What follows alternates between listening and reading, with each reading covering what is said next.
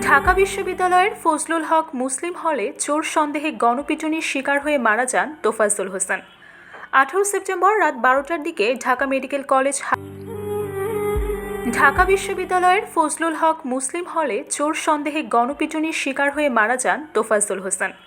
18 September রাত 12টার দিকে Dhaka medical college হাসপাতালের চিকিৎসকরা তাকে মৃত ঘোষণা করেন। তাঁরা প্রকাশ করেন ক্ষোভ। এবার নিহত তোফাজ্জলের বাড়ি বরগুনা জেলার পাথরঘাটা উপজেলার কাঁঠালতলী ইউনিয়নে। তিনি একজন এতিম বলে জানা যায়।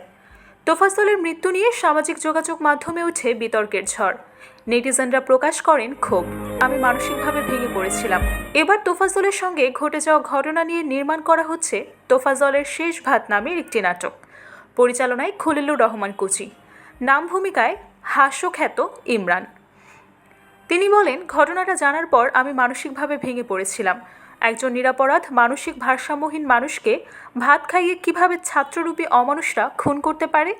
মনে হয়েছে আমার পেশাগত দিক থেকে তোফাজ্জলের জন্য কিছু একটা করা উচিত, তাই নাটকটি নির্মাণ করেছি। শিগগিরই নাটকটি ইমরান হাস ও ইউটিউব চ্যানেলে দেখা যাবে।